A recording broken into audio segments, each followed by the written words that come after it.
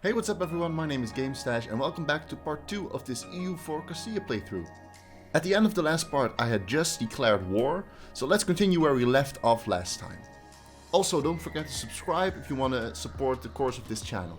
Enjoy the rest of the video.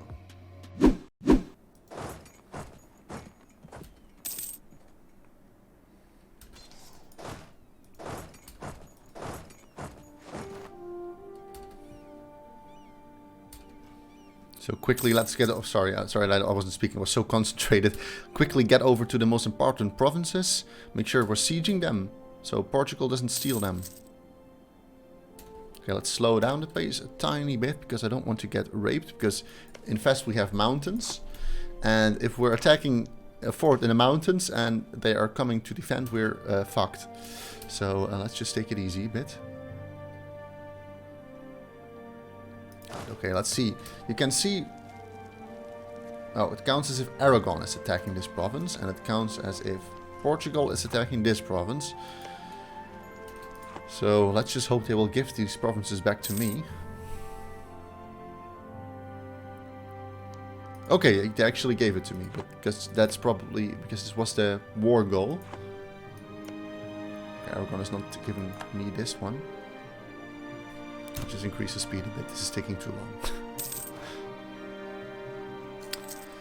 So remember how I said this was only going to be about me conquering Spain? Well, I just can't control myself sometimes.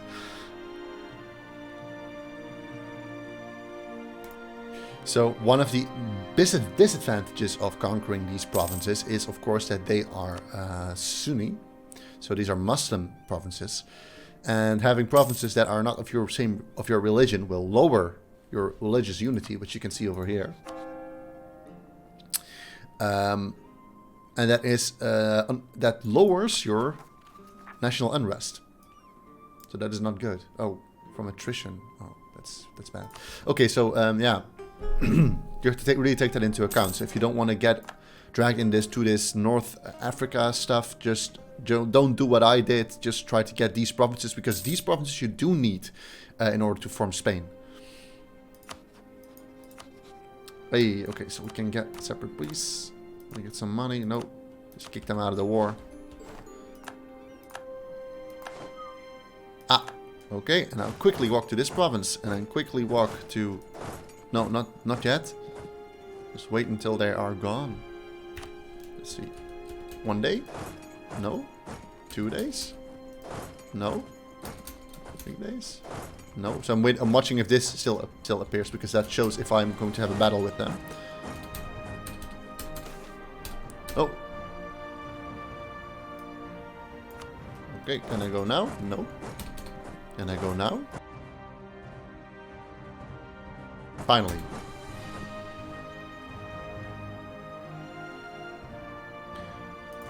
So this is really a matter of quickly taking over the provinces. As you can see, Portugal is not giving these back to me, so it is annoying. But yeah. Luckily, I am the leader of the war, so I can determine who gets what. So we can make peace. Let's see. I think I had that one occupied. Yeah, so don't give them. Not take this one I want. Can maybe take Fast, which is a really good province. And also some war reparations. Yes, it seems like a good idea. Okay, this seems nice. Let's take these provinces.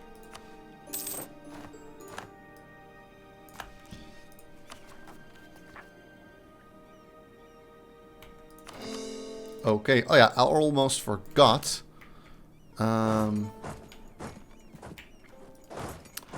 I was supposed to show you how to get those, how to do those embargoes. So, okay, let's see, where were we?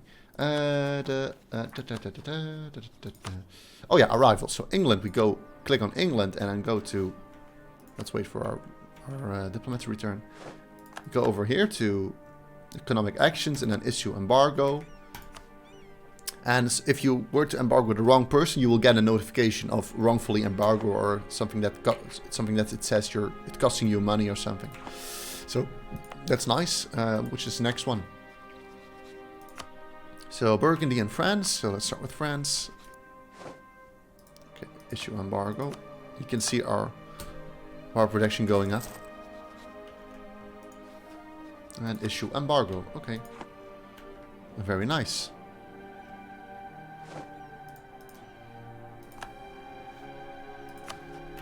And if this happens, so that your spot, your agent is discovered, you just have to just have to get them out of there, because this network will stop building. And then you can see you can sell them again in a whole bunch of in a year, about approximately. So we'll just have to wait a year. So something what almost happens at the beginning of a game is that you conquer provinces, and they are just annoying. They are really annoying in terms of rebels that rise up. You get this notification and you're thinking, oh shit, they're gonna rise up, I'm really fucked now. So the best way to solve this problem, so you can click handle them, and then it says, okay, accept their demands, which you should never ever do. Boost stability, which is also something you shouldn't do. Actually, the best thing to do, in my opinion, is go to the production interface, go to local autonomy, and just improve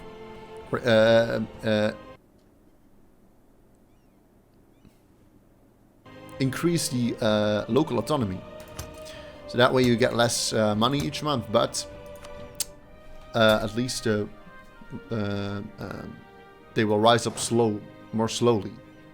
Okay, so let's just increase the speed and just wait and see what happens, because we just want to start exploration and maybe take over these provinces, but they're still guaranteed by Portugal. Oh, and Granada started an alliance with the Ottomans. Yeah, that also sometimes happens. I've taught this game to my brothers. They initially didn't really like this game. I always had to convince them to play this game with me. But a question I always got from them when they were playing this was, I see that my corruption is growing. What should I do? So when you take over some provinces and you core them, then it will always say that your corruption is growing. So that has to do with the fact that they are not cores yet. So if you go over to this tab, you can see that you have overextension. So overextension are provinces that you conquer, but that are not cores yet. And because of overextension, your yearly corruption increases, and that is why you get this notification. So what I always say is just ignore it, wait for the provinces to have cores, and then automatically this number will not increase per year, but it will drop. So if you have too much money, so if you're doing way too well in this game and you have too much money, what you just can do is just increase this slider, and it will drastically increase your money to root out the corruption, but it will make sure that this remains at 0. But it isn't really that bad if it goes up, so it doesn't really matter. I would just suggest you to wait. Oh, what is happening over here? Burgundy is taking over Portugal.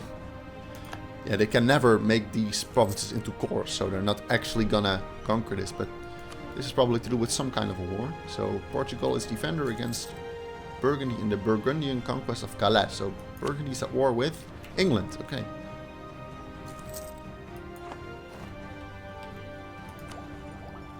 Okay, we can go up in admin tag. Yes. Let's do this. So you can see that in the next admin tag we can get an idea group, and the idea groups are precisely the way we will be able to start exploring. And that's nice. First core, and now we can make our last core. Oh, we can't. Need to have more admin power. Okay, let's start with the core on that one.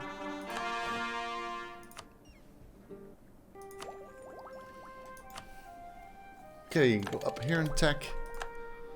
We should probably build some improvements, but I don't want to spend all my money because I see I have -1, it's 22. I'm minus 1.22, 24 now each month. So I'm just gonna take it slow, just wait for my corruption to go back down. Ah, there are the Moroccan separatists. Oh, I have 2 forts. Yeah, that is fucking stupid. So I'm gonna delete this fort. I'm gonna leave this one here in the mountains, because this one's more important. And that way I can already have a positive income, I believe. Oh, no. But never mind. Oh, I have an idea. Let's just put my heir on this army in the hope that he will die. Give heir military command. Yes. Start building a spy network there again. Well, at least Portugal is not guaranteeing them again, but they're still allied to the Ottomans. So that is annoying. Let's just hope the Ottomans will not always join them in a war. Let's just be patient. Okay, so they've risen up there. They are in the mountains. It is my fort, so if I attack them now, I will have the attack advantage. So it's not really a problem to attack them. See? You win easily. Okay, let's start drilling again.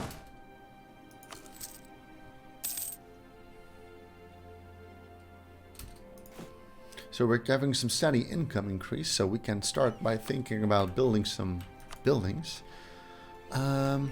Maybe let's build a church in our capital for 100. Okay, you can advance again in military tech, which is very nice. And now we can get some new troops. When getting new troops, you'll have this notification, so just click over here. And then if you're not sure which ones you have to switch around, because you then can click either here, here, or here.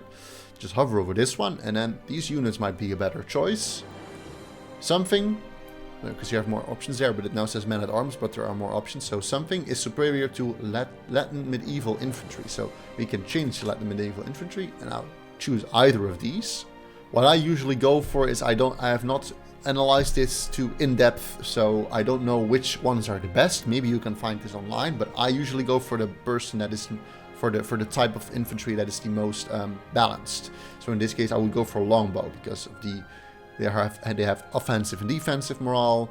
They're not all out offensive and not all out defensive. So these are the most balanced troops in my opinion.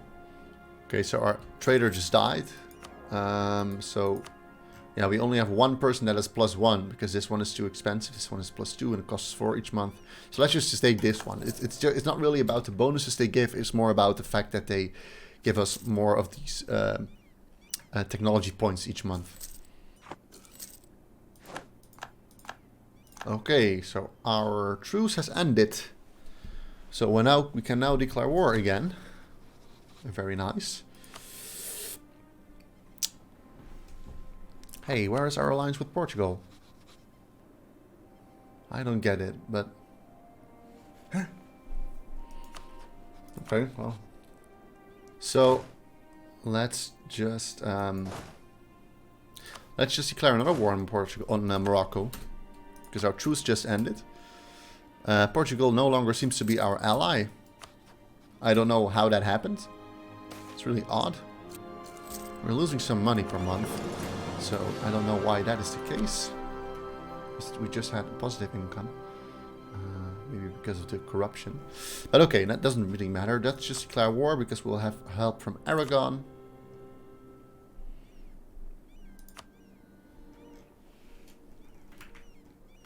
Yeah, let's just do this.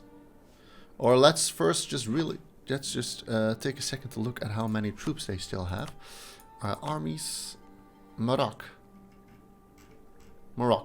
10k. Okay, that's not a problem.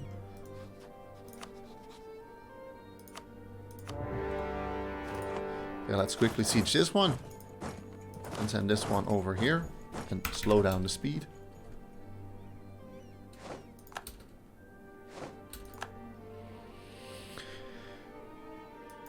Okay, send this one over here. And then... So, something that might be nice to explain are when you're fighting a war, you sometimes see these icons on provinces. So, and you sometimes might notice that you can't walk to specific provinces. So let's say I'm over here now. I want to go over here. The game says, you can only use a ship to do this. or you can walk in a very strange way to that province. So why is that the case? So this has to do with forts. Forts limit the way you can walk around the map. So currently I am sieging in 𝐃𝐈𝐒𝐂𝐑𝐃, which apparently has a fort, because you can see that over here, because it takes some months to siege it. You can also see that by this icon over here. So Marrakesh also has a fort. And what forts do is, if you conquer a province next to the fort, so for example, if I take over this province, and sorry, and if I don't have the fort, yeah, so I have the province, but I don't have the fort, and I then walk away from the province, the fort automatically retakes the province. So it undoes the fact that it's occupied. So in some sense, if I were now to walk away from this province, Salé would not be dashed anymore after I believe a month or so, or a couple of days, and it would go back to Morocco. So now you might wonder, well, I am not on this province right now, so how come this is not being retaken by the fort? That is because I'm sieging the fort at the moment. So the best strategy to do is well, sieging the fort takes a lot of time. So send your troops to the fort, which is what I did right here. And then in the meantime, let your other troops take the provinces around the fort. So that's why I'm now going to send this one over here to take this province next to the fort. But what the forts also do is limit your movement. So sometimes you cannot walk past the fort. So in order to then pass the fort, you first have to siege the fort. So that's exactly what happens here. So I cannot walk over here because this fort blocks the movement. You can see which fort blocks your movement by just hovering over the province, and then it says within the Marrakesh fort, within the Marrakesh zone of control. So you cannot walk there yet. You can also see whether you can walk there, but just hovering over it. You see this wall. So if I hover over the province and it turns green, I can walk there. If it turns red, I cannot walk there. So I'm gonna send this guy over here. Siege this province in the meantime. So even though I said I would not take over that many provinces, you can here see a bit of my reasoning when I play this game. So what my overall strategy is just to look at my rivals, not actual rivals in the sense of in EU4, but people who have the possibility to expand in the direction you can expand. So in this case that would be Portugal, because Portugal can get these provinces that I really need, or they can get these provinces, and then they will get bigger than me, and I cannot go that way because they have those provinces. So what I usually do is just look at where can my equals expand towards, and then just beat them, to the punch, and just conquer the provinces before they can do that. So besides the fact that these provinces are all Muslim nations, are all Muslim provinces. You can see that by going to the religious map mode. You can see these are green. If you hover over them, they are sunny. They are now dashed in yellow because I am occupying them and I'm Catholic. So that's why you see this. This is not to do with the fact that I have these provinces now. I just occupy them. So later on in the game, Castille really gets good at conquering provinces, or what's it called?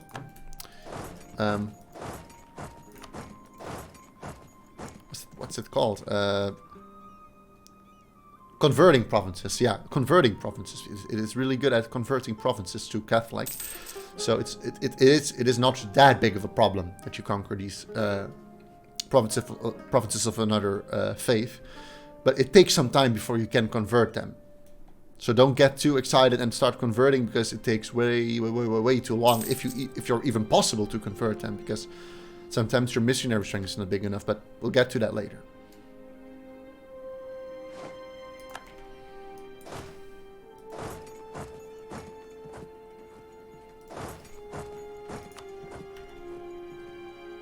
So while we are waiting for this to siege, let me slow down the speed so I can calmly explain some things. I've already explained this in another series, so if you don't want to listen to this, this is about terrain and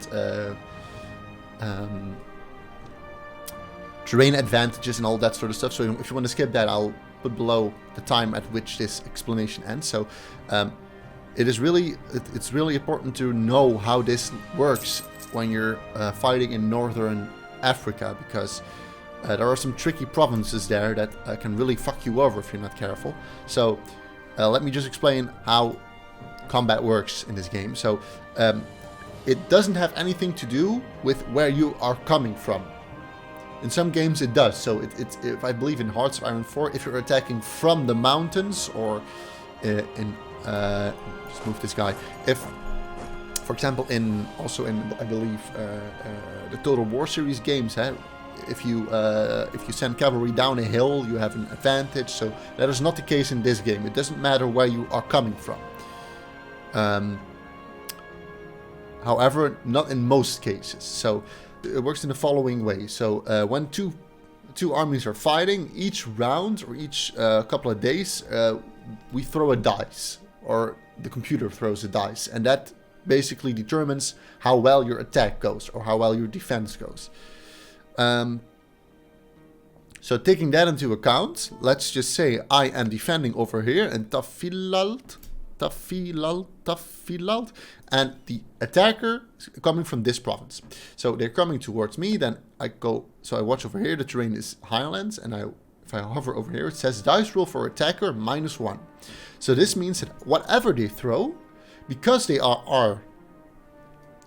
attacker is attacking me in this type of province, every roll they throw is reduced by 1. So that is very, very bad for them. And this happens in several different types of terrains. So for example, we have, so we already saw highlands. You also have this in, let's see, where are they? Let me go to the terrain map mode. In woods, for example. So woods, you can see dice roll for attacker -1. In marshes, let's see, where's the marsh? Okay, I don't know where a marsh is. But marshes also, another bunch of provinces. So you can always check this by just clicking on the province and hovering over here. And if you don't see anything, there are the normal circumstances, nothing special. There are some special provinces where this throw is reduced even more. These are the mountainous provinces. So these mountainous provinces are very, very, very good for building forts and for defending. So mountains have -2 for the throw of the dice. So theoretically, if I'm standing here and I'm being attacked from this province, or from let's say from this province over here, then the attacker will get -2 for every throw. It doesn't matter if this province is also a mountain or highlands, doesn't really matter. Just look at the province you're being attacked in.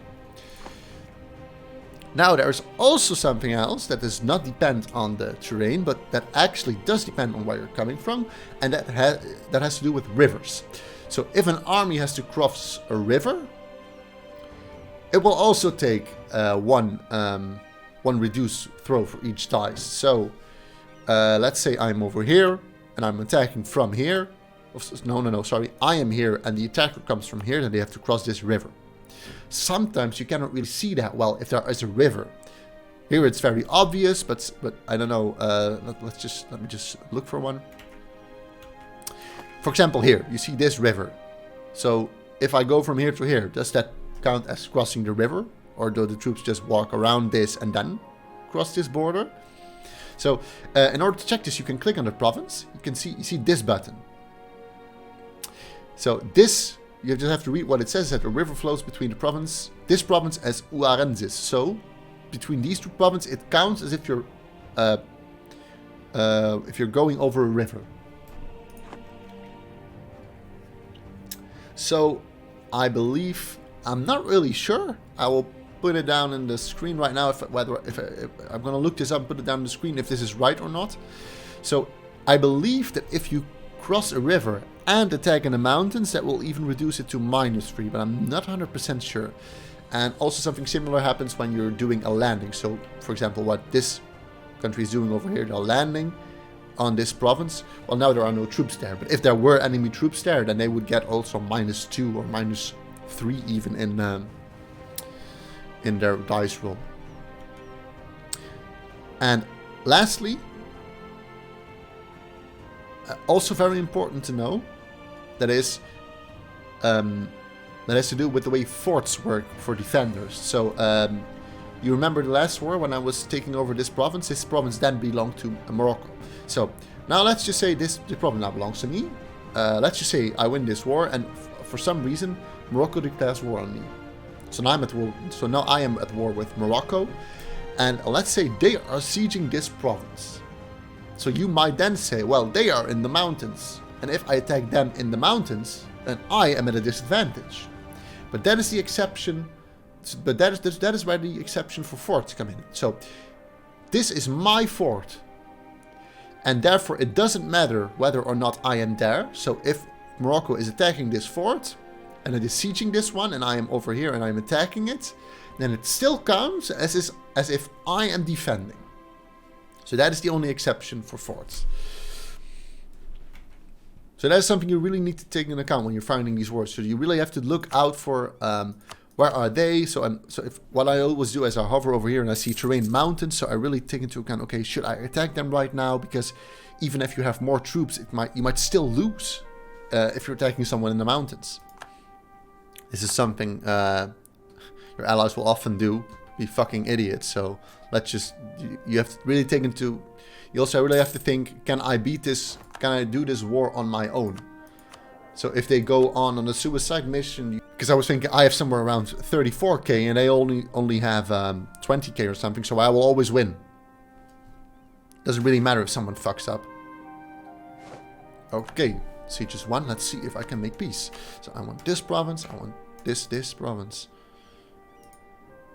Ooh, that is nice, but I will get a coalition of a lot of people, so let's not do this now. Morocco, Granada, and Telemcan. So I want to take all the provinces that Portugal could possibly take, and I think I already have those. Yeah, I already have those. So now I think Morocco or Portugal cannot take any of these provinces. Give me some war reparations. Okay, done.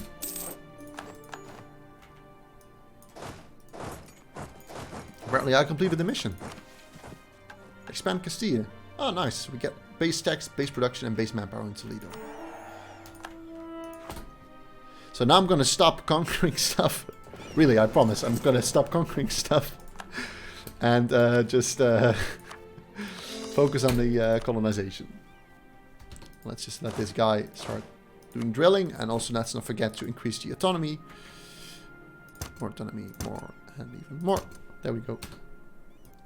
So as you might remember from the tutorial, I said that at some point Castilla will automatically get Aragon. So now it might be a good time to look more closely at what are the conditions for that to happen. So let's just take a look at what the demands are. So a bunch of stuff to make sure the game doesn't crash. So the country is Castille, so I am Castille. I'm not a subject of anyone, I have at least 25 cities, a whole bunch of stuff. So what is the most important thing? So the most important thing is this. Either one of these must be true. Either Castilla and Aragon have rulers that are of different genders. So one must have a king and one must have a queen. Or either one has a regency. So that is what happens when when your king dies and your heir is too young to take the throne. And it must be between the year 1450 and 1530. Now, this event occurs 95% of the time. So you can be quite sure that this happens, but sometimes it doesn't happen. So and that is really bad luck if that happens. But it's possible that it doesn't happen. So take that into account. So if you're at 1530 and it hasn't happened yet, yeah, then you're fucked. You just have to go to take over Aragon manually, or just restart the game. Ah, why won't this dickhead die? This 40-year-old idiot. Oh, this is good. Okay, heir falls ill. Okay, there we go. So in this, most of the times you want to keep your heir alive. It is a bit tricky now for me to let him die, because my king is 60, and if I don't get a new heir, then I'm, yeah, well, fucked. But this is such a huge idiot that I'm going to take this option. So we have two options. One of them is that there's a 50% chance that he will die, and I have to pay money for someone to take a look at him, or I just pray. And there's a 75% chance of him dying, so I'm going to go with this option.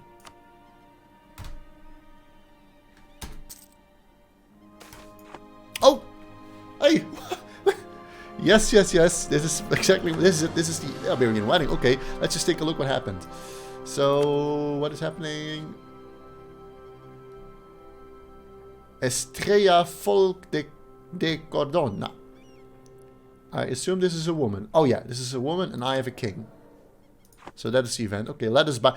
don't pick this one because... So, make Aragon a junior partner.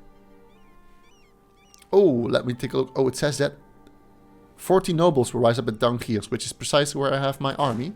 So, I'm going to quickly move them away before I click this option. Okay. There we go. Nice. So now I have them as a rival. Sorry, as a junior partner. But also, if you saw, Aragon had Naples as a junior partner. So they now are also my junior partner. This now means that I have too many diplomatic relations. So we have to get rid of one. That is also a bit tricky because if you have a royal marriage and you want to disband the royal marriage, let me just show you. Break royal ties. Uh-oh, one stability. Don't do this. Just wait and just take the punishment for it. But what we can do here is, since they are our vassal, so Navarra is our vassal, we can annex them. And in order to do this, we need to have 190 positive opinion. So let's just improve relations and then annex them, and we're done with all this. Portugal wants an alliance. Yes, yes, yes. Of course, of course, of course. You can suck my pee-pee. And also, that reminds me, we should probably improve relations with the Papal State. If you do this, if you're a Catholic, then so if you're Catholic, you can go over here to the papacy screen. You get papal influence based on how many cardinals you have. Cardinals are, I believe, randomly assigned to people that are Catholic. I think it depends on the size of the nation.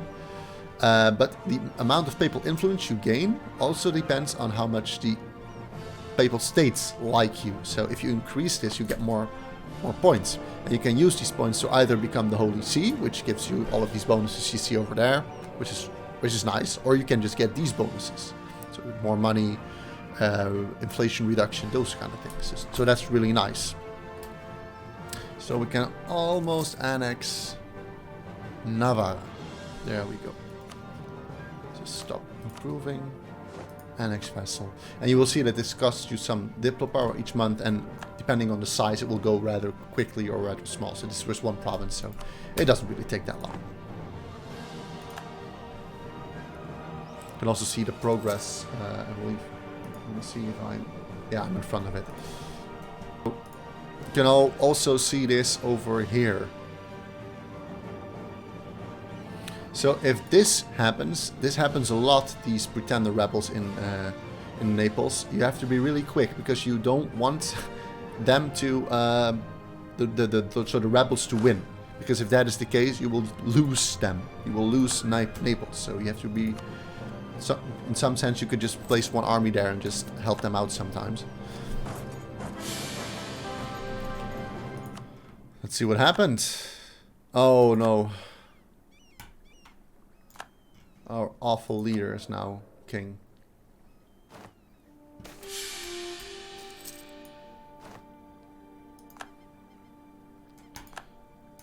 Hey, what happened? Is our king dead? Someone died. Hey, he's dead. Nice, so at least we now get some points. Okay, level up in military tech. Nice, so now we can really get started. And I think we're going to do that in the next episode. thank you very much for watching. Please subscribe if you enjoyed. Leave your questions down below in the comments and I will answer them happily. And in the next episode, we will start with exploration and colonization. So I will hope to see you then. Thank you and see you next time.